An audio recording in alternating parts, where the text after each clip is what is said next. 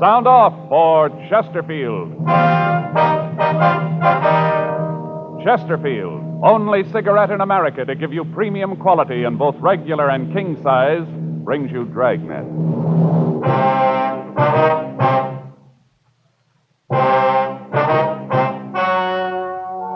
Ladies and gentlemen, the story you are about to hear is true. The names have been changed to protect the innocent.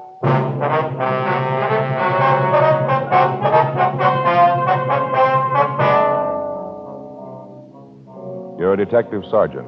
You're assigned to robbery detail. You get a call that a bank has been robbed. From the M.O., you know the job was done by a professional. He's made good his escape. Your job? Get him.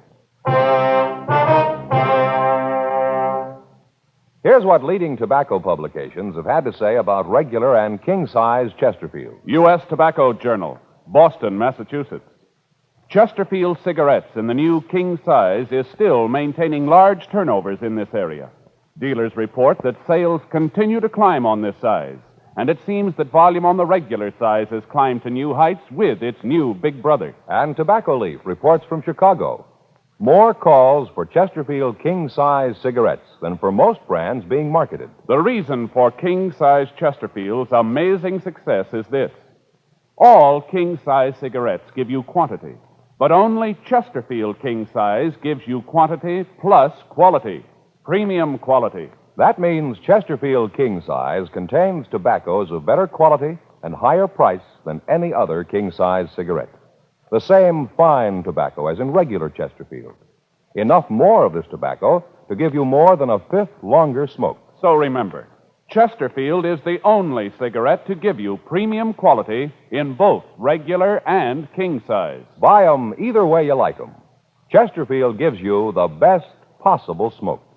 Much milder.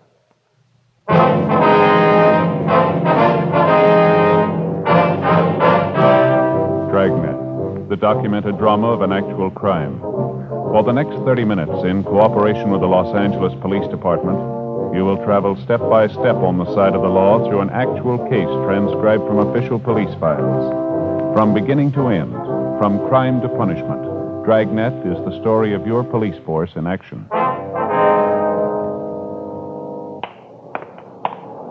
It was Monday, January 21st. It was cold in Los Angeles. We were working the day watch out of robbery detail. My partner's Frank Smith. The boss is Captain Didion. My name's Friday. It was 2:56 p.m. when I got to room 27A. Robbery. Joe? Yeah.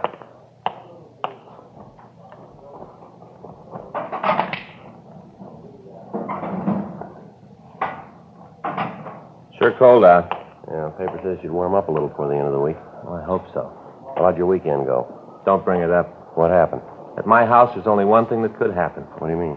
My brother-in-law, Armand. All the time, he just sits around the house, sits there and reads those detective magazines. Doesn't he work?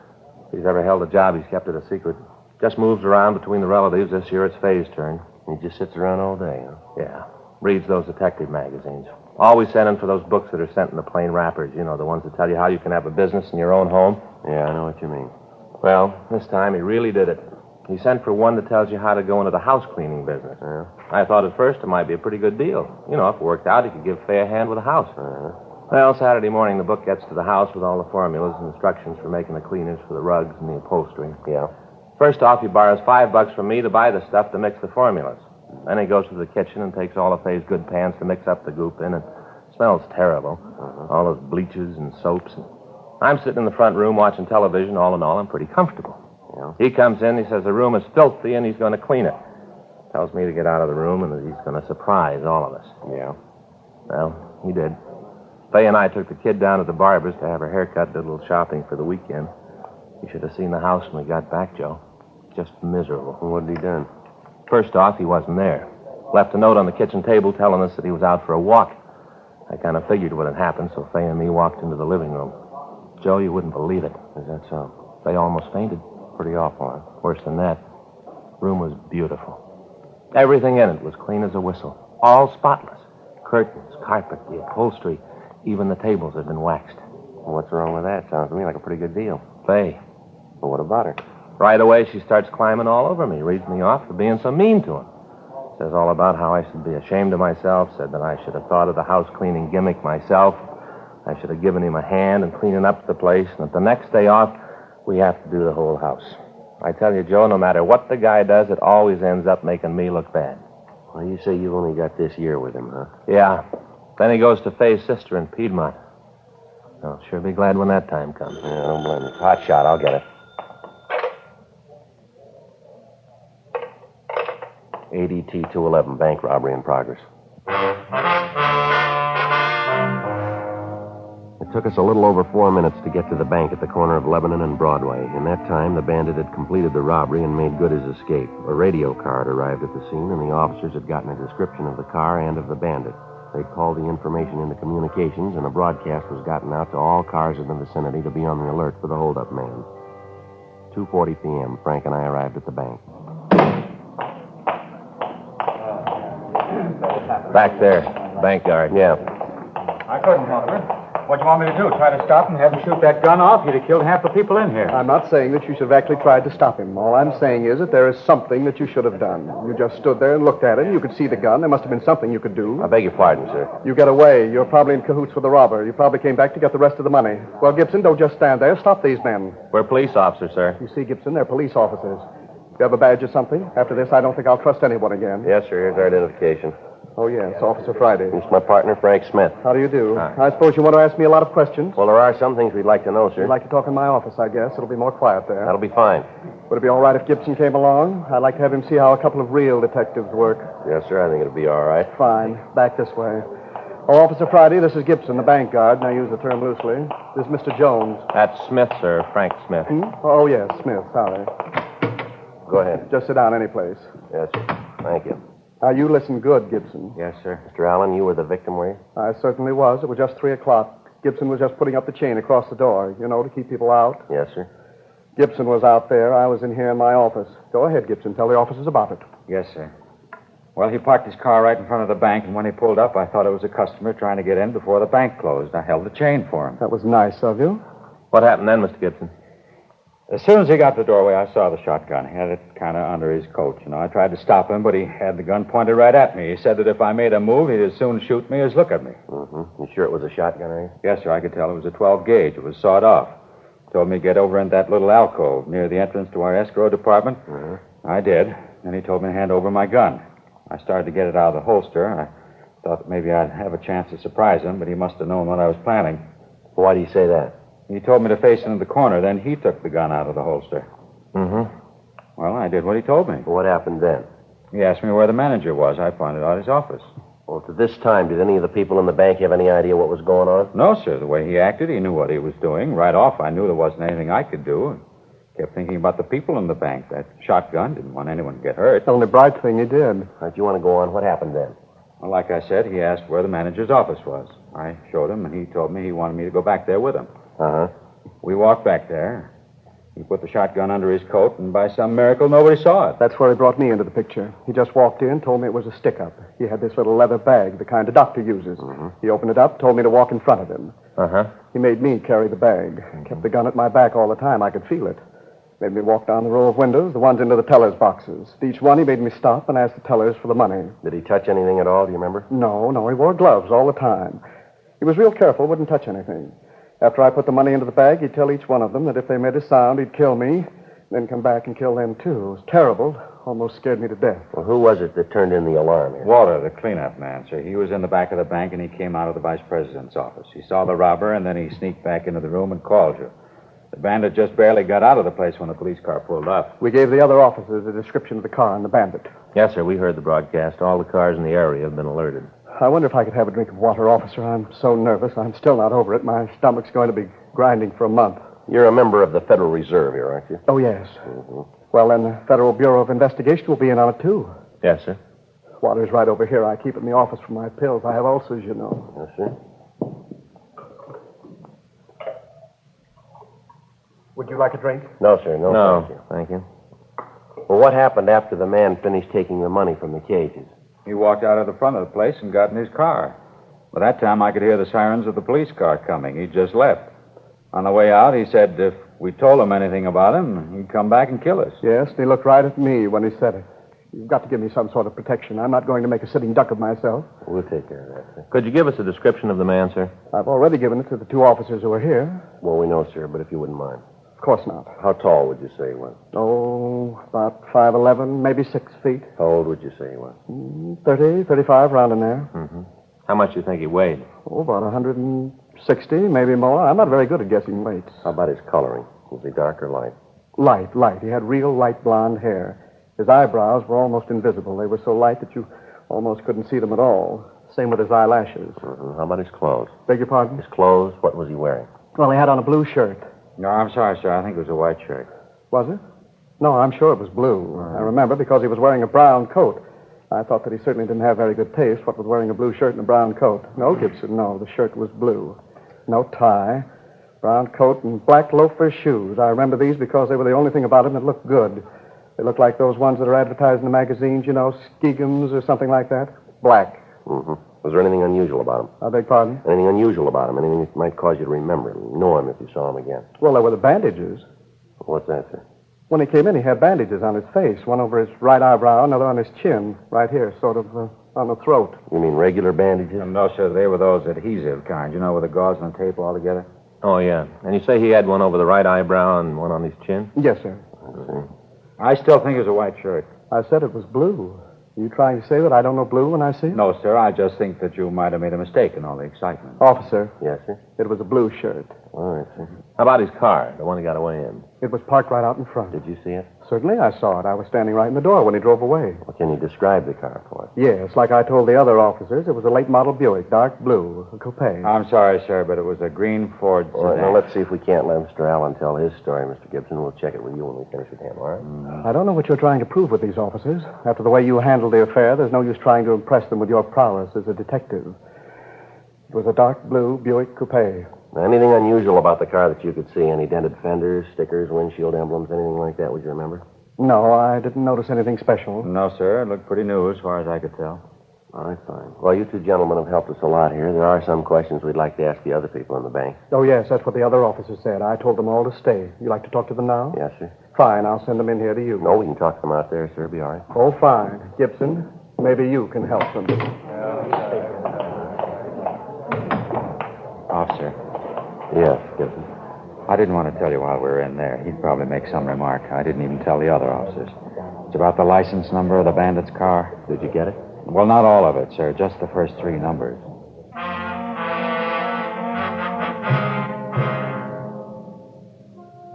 The bank guard went on to explain that in the confusion, he had failed to give the information about the license number to the other officers. We continued to talk to him. He told us that the bandit had tied a cloth over the rear license plate, and that as he drove away from the scene, a corner of the cloth had come loose, and he was able to see the first 3 numbers of the plate. We called this information into communications, and a supplemental broadcast was gotten out. In company with agents from the FBI, we talked to the rest of the employees in the bank. From them, we got a fairly good description of the holdup man and of his car. They agreed that it was a late model dark Ford sedan.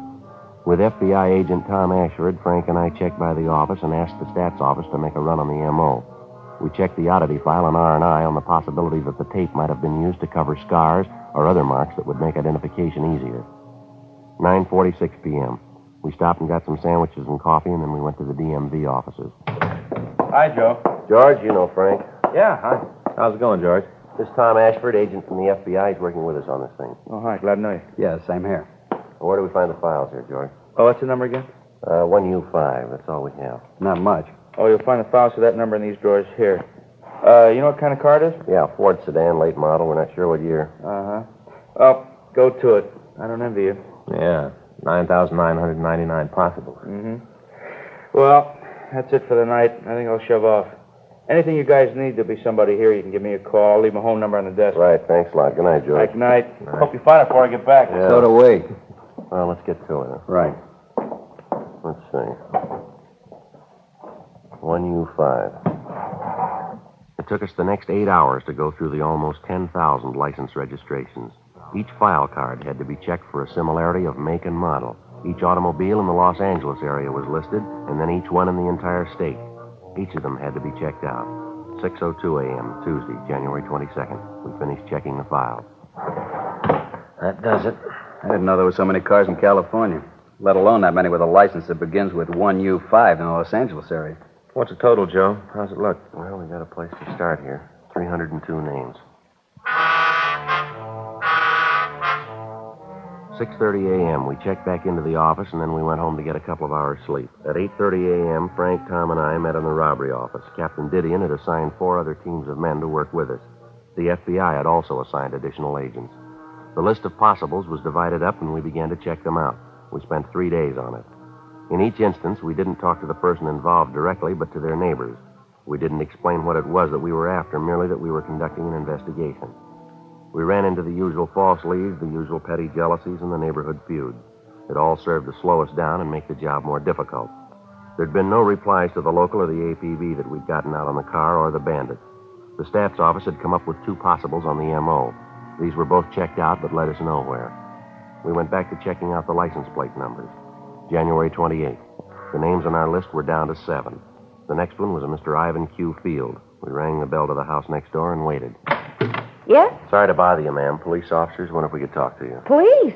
Well, what's it about? I haven't done anything. No, ma'am. We'd just like to ask you a couple of questions about your next-door neighbor, Mr. Field. Well, I should have known. I thought a couple of times about calling you about him myself. Miserable man. I wonder if we could come in, ma'am. Might be better than talking on the porch. You just bet you can. Come right in. I'll tell you what you want to know. Thank you very much. What do you want him for? What's he done? Well, we're just conducting an investigation, ma'am. A few things we'd like to know about Mr. Field. Well, you don't have to play cozy with me. I know what kind of people they are. Can't understand it either. Ma'am? I said I couldn't understand it. His brother's so nice, a real gentleman.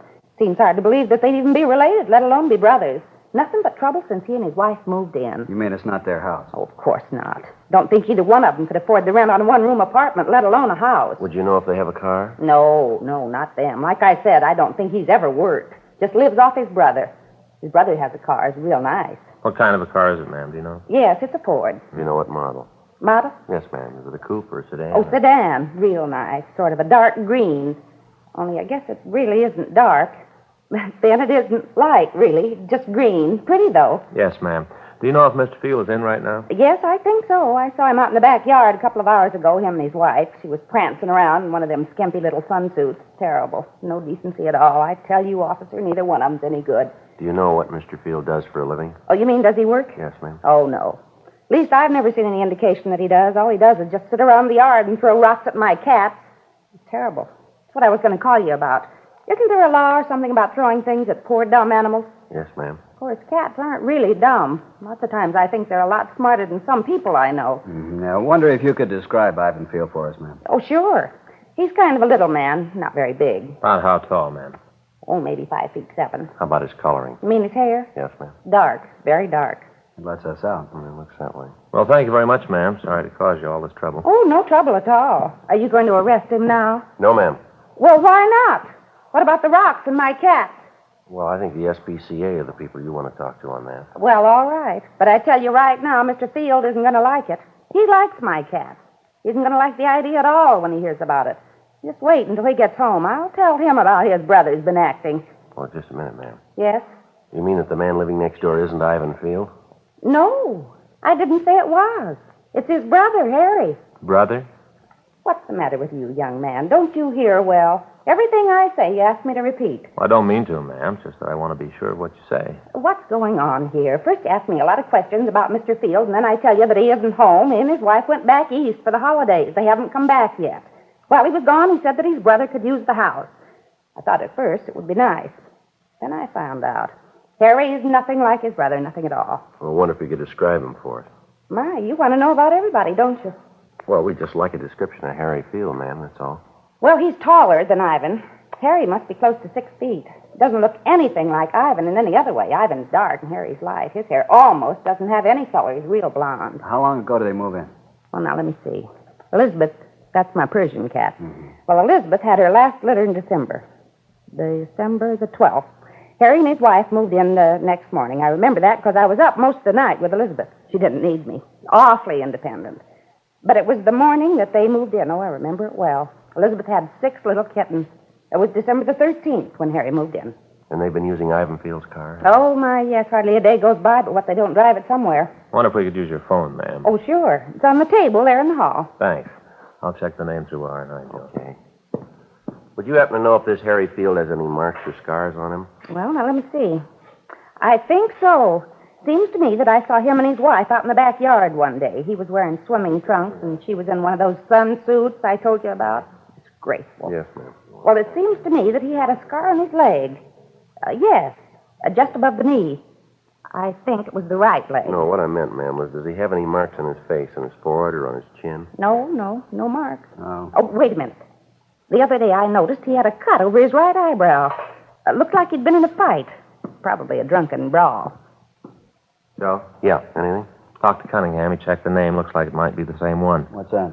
They paroled a Harry Q. Field from San Quentin. Description checks out. When'd they parole him? December 10th last year. Did a term for robbery.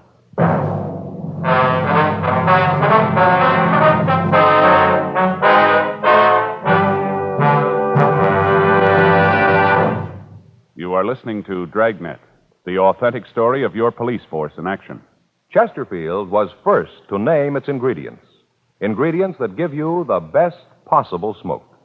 Now, Chesterfield is first to give you scientific facts in support of smoking. Nose, throat, and accessory organs not adversely affected by smoking Chesterfields. First such report published about any cigarette. A responsible consulting organization reports a study by a competent medical specialist and staff on the effects of smoking Chesterfields. For 6 months, a group of men and women smoked only Chesterfield. 10 to 40 a day, their normal amount. 45% of the group have smoked Chesterfields from 1 to 30 years, for an average of 10 years each.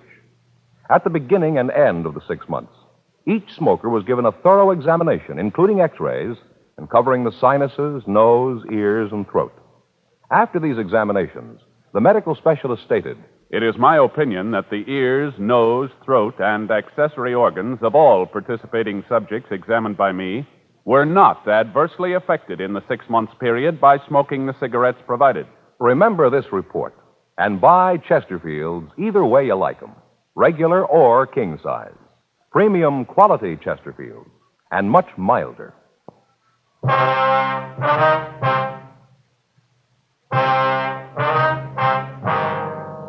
January 28th, 4:30 p.m. We called the office and told them of the latest developments. Tom Ashford called the local FBI office, and arrangements were made to take Harry Field and his wife into custody. A further check on him was made through R&I, and we found that his record listed 4 arrests for armed robbery with only 1 conviction. He spent 4.5 years in San Quentin before he'd gotten his parole. The name of his brother was also checked. He had no previous record. The car in Field's driveway matched the one used by the bandit.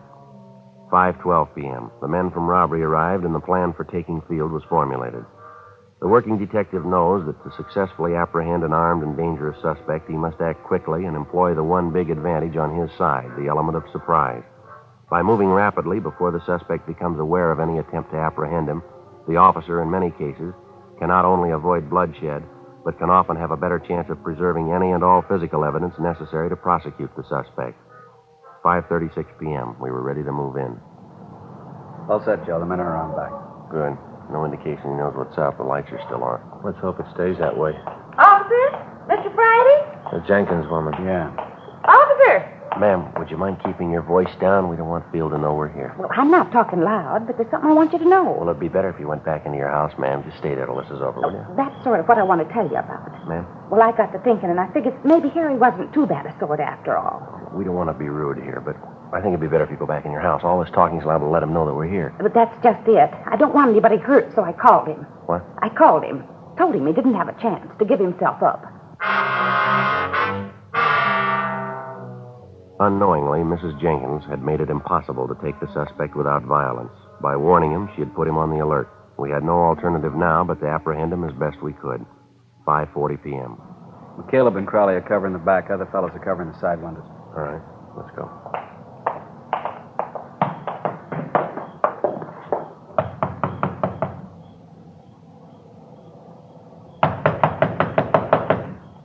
What do you want? Open up. Come on, Field. We want to talk to you. Yeah, I'll be there in a minute. Take it easy. Open up, Field. Police officers. All right, I'll be there in a minute. Let's go. He's stalling. All right. It's locked. Come on, let's hit it. All right. All right, stand Hey, still, what are you mister. doing? The fireplace, Joe. I'll get it. Guy's on parole. You cops won't leave him alone. I'm straight. Bag's full of money, Joe, partially burned. My money, I could do what I want with it. You bet you can. Hands behind you. Come on. I'll shake him down. All right.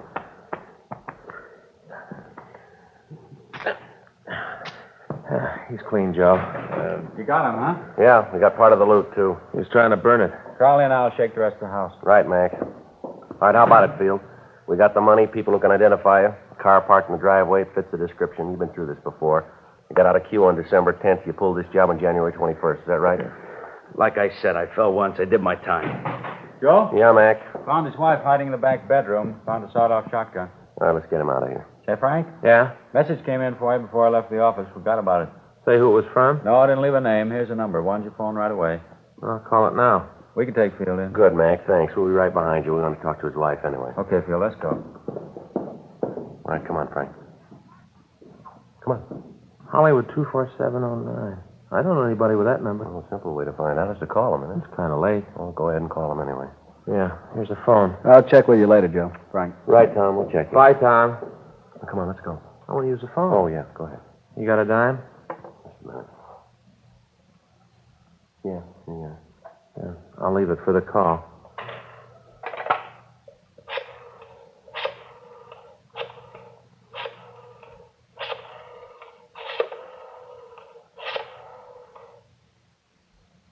Wonder who it is. Hello. What place is this? Oh. Well, this is Frank Smith. Were you looking for me? Yeah. Yeah, he does. Oh. Yeah, that's the right address. Yeah. I should have known. Well, what's that? Call from the Murphy House Cleaning Company. What do they want? My brother-in-law. Called him in to clean up our house. Yeah, what about it? Now they want to know where to send the bill.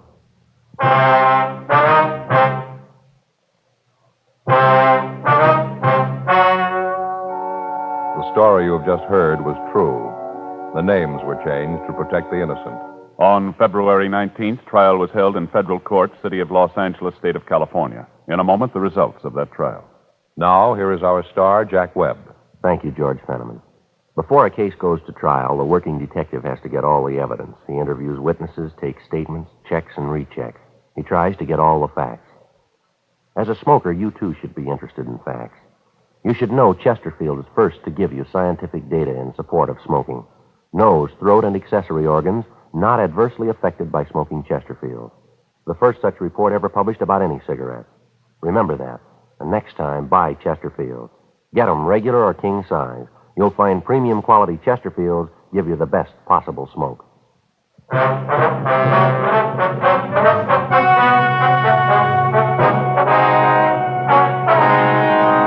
Harry Q. Field was tried and convicted of violation of the federal bank robbery statute. He received a sentence of 20 years in a federal penitentiary, McNeil Island, Washington.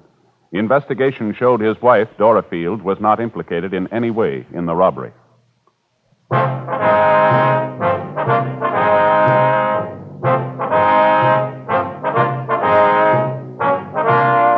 You have just heard Dragnet, a series of authentic cases from official files. Technical advice comes from the Office of Chief of Police W.H. Parker, Los Angeles Police Department.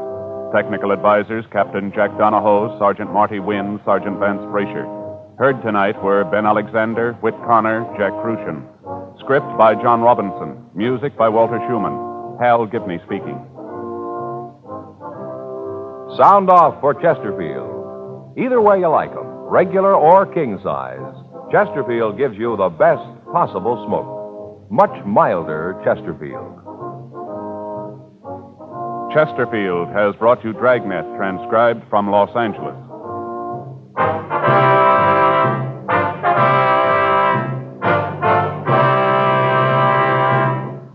Tonight it's Barry Craig, confidential investigator on NBC.